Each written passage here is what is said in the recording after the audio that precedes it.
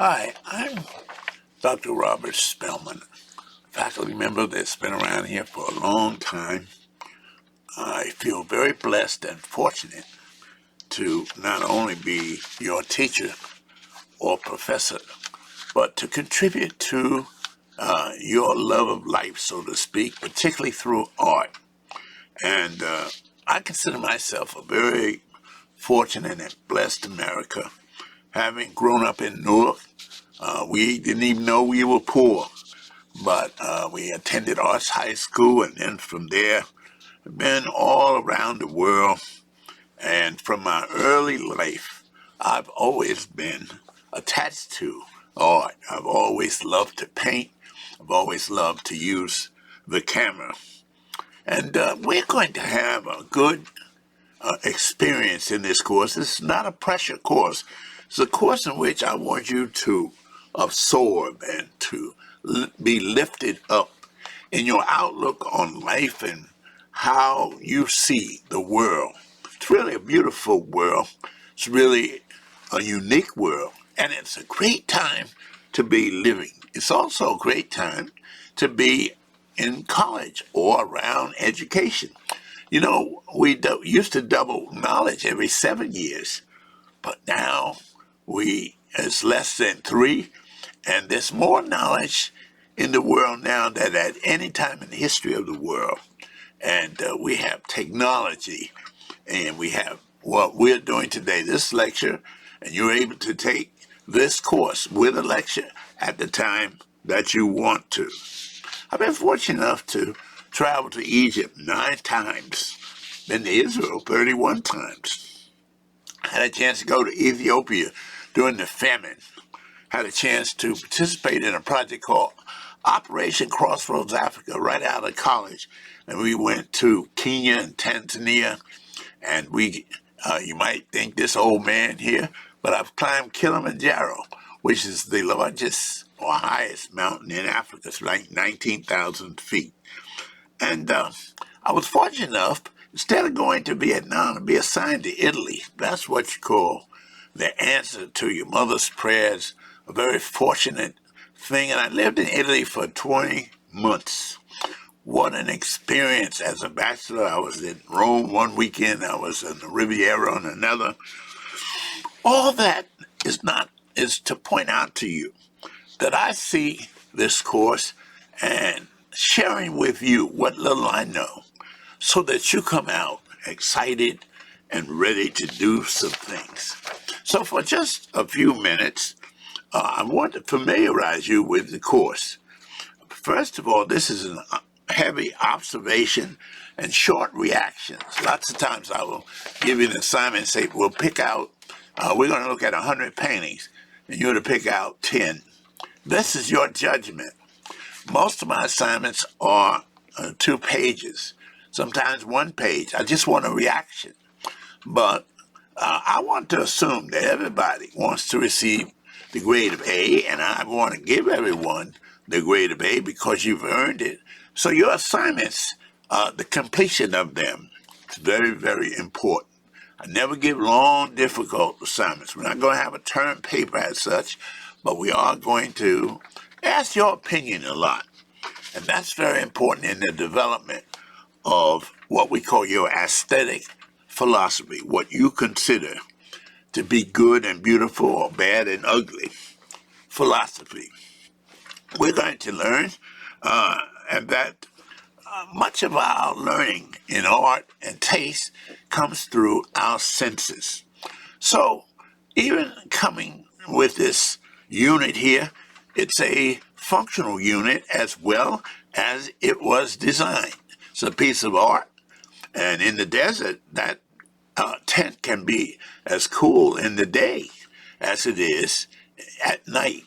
We're going to explore, the fact that all painting and all art doesn't exist in galleries or in studios, but there's some people who want to come out to the community and express themselves about how they feel about their environments. Some will come up with abstract forms like this that are housed in museums. Others will choose to paint on the street. We'll talk about a great, we call it the Heroes Mural in Chicago, where we have many portraits, but people don't go to galleries, but the walls, the wall of respect it is called. People go and observe, and they're stimulated by what they see. Oh, your eyes are fascinating. Did you know that 83% of what you learn through your eyes? And here, when you look at a painting, and if we were all to be assigned to paint a lion, we would come up with different versions of it. This course is not just dealing with the visual arts, but in a sense, interior design is part of visual art, your environment, what's around you, what colors are around you, what makes you feel relaxed, what makes you see a room in order. So we want to understand that. We're going to study. If you look at your textbook, you'll see that we put some emphasis on the elements and principles of art, because when you know that, you can look at art appreciation or art history or any aspect of art. You can have an opinion. I like that, or I don't like that. A painting that of a young lady here who's in a rainstorm. You can almost feel the water. And there's certain things that paintings do that photographs can't do. That's an expression that comes from someone's heart. We're going to study Greek architecture and understand what it is to see a pediment or a frieze or an architrave. And we're going to travel. This is Greece, where the people island on Greece. Did you know that Greece has a mainland, but 2,200 islands? And I've been fortunate enough to travel and to sail and go to places in Greece as well as Italy. And I'm pointing up at the Acropolis, where 500 BC, Pericles built this great monument that's imitated all around the world, called the Parthenon. Did you know that the Greeks gave us what is called an amphitheater in architecture? They gave us drama. They gave us the theater. And the actors and actresses would change in that house there, or that area behind the circle. But we call it the hot spot. If you stood in the middle of that circle, the Greeks had it so that the acoustics would bounce back, so that the way it's shaped like a half a bowl, no one would need a microphone. I want you to know some of the great visionaries. Pericles, who was a builder in Africa and Athens. And then we want to look at art from its special point of view.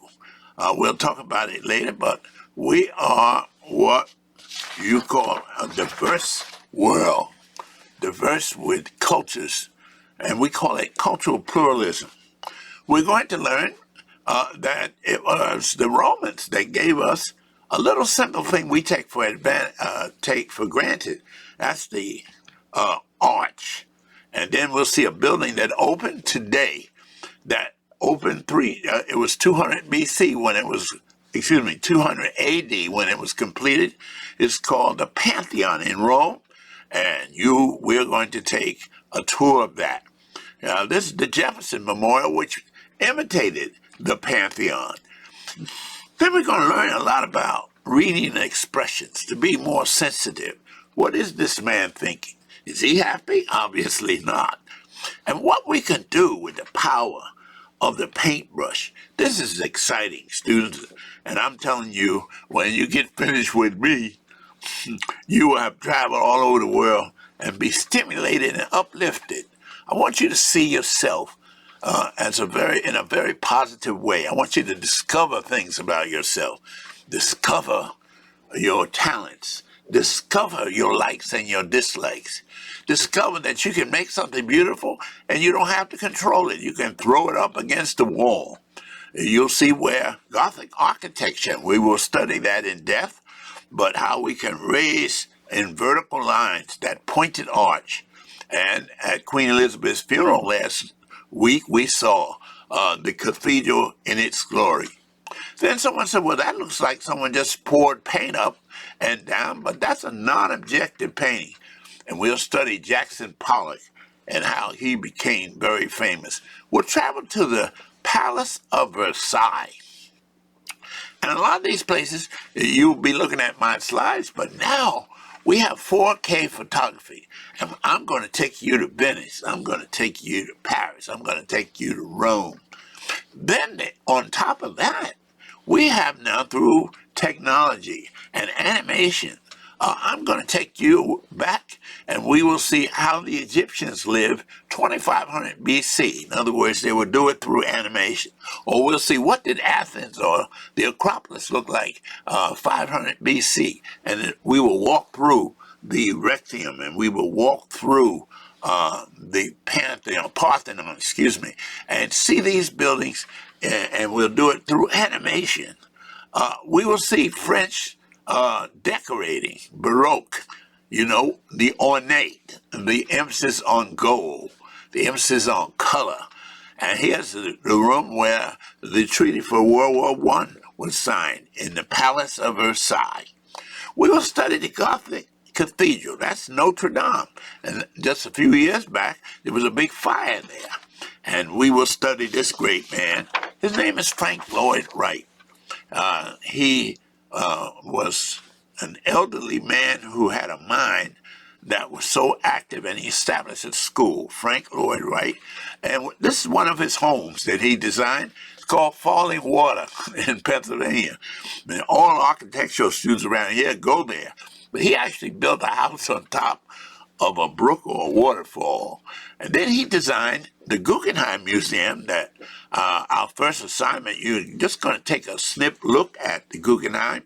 But he made it so that you would never miss a painting. You would come to this museum, and I would want you, and I want to stimulate you to make a to-do list of things you want to do. It may not cost so much money, but I want you to do it. You can do it through YouTube, and you can go to New York. And I put a lot of emphasis on New York because it's most accessible. But we also want to encourage you to go to the Edison Laboratory Museum up in West Orange, or the Turtleback Zoo, which is in West Orange. He designed it so that this museum, you would catch an elevator to the top, and then you would come down, roll by in a spiral, and you would see every painting in the museum. You wouldn't miss anyone. We want you to understand the beauty of form. Certain animals, I just think of beautiful, the tiger, for an example, or the parrot, birds that have this multiple color system, the peacock with that big fan, all that blue. And then we want to understand people. Art is something, and the major definition of art that I want you to take in today is art is expression. Here's a young lady who wants to say something, but she wants to say it with her outward appearance. So she dyes her hair in different colors. And we need to appreciate how people want to express themselves. There's someone, they wanted a car that was purple. And they spent quite a bit of money, but that's a very unique car. We will find out as we move through art and elements and principles that when you go to decorate a room or you go to do a painting, you have a multiplicity of colors at your disposal. And I'm here to tell you, students, that I call you great ones. All of you are great ones. No camera could do that. That had to come from the creative heart and will of a person. We're going to see life portrayed. It's called the thinker. And then we have other materials that are used. Then we have people we celebrate. The Prime Minister of England, Margaret Thatcher, who was a very strong woman. We see sculpture. Instead of using stone, we can use paper and make it so that it folds and it turns around and does what we want it to be as a form of expression, as a form of a statement, a form of, it comes down to an expression about life and life's experiences. Just because you see this here, but life has taken place all over. So it's a universal sort of communication. This is one what we call a discus thrower in the Greek time, but the Greeks believed the body was the temple of the soul. The Olympics came out of Greece. So we're going to see a lot of emphasis on the nude figure, and the artist considers the nude figure the most beautiful form in all the world. She's the face and the head and the eyes. And then we want to understand, in this case here, this is a Nigerian piece, and those lines you see on her face are what we call scarification lines, lines of dignity. In her tribe, she is considered a very dignified and highly decorated person. And what they do is scratch their face, and then with the cuts, and then they put sand in it, and when it heals, you have lines. You have the power of clay, that you can make images, the power of paint, that you can do whatever you want. And then just because we have painting and sculpture, but really when you talk about pottery and you talk about ceramics, these are all arts and all kinds of passion expressions. And that vessel there, you want to have some fun. Get on a potter's wheel and just apply pressure. Then in art, you're going to find art all around us, but it's not all the same. You have the power to paint, and you have the liberty to paint, and you have the freedom to paint whatever you want to paint. You can paint it as an abstraction. You can paint it the way you see it, with all the color that you see it. Different artists, abstraction. And we're going to find that in abstract art, sometimes there's a work that's been distorted, rearranged, or simplified. So we open this session, this course. I want you to be excited. I don't want you to be pressured. I don't want you to be worried. I want, when it comes to your art class, I want you to feel a relaxation. I want you to feel a freedom. I want you to feel that you're in an event.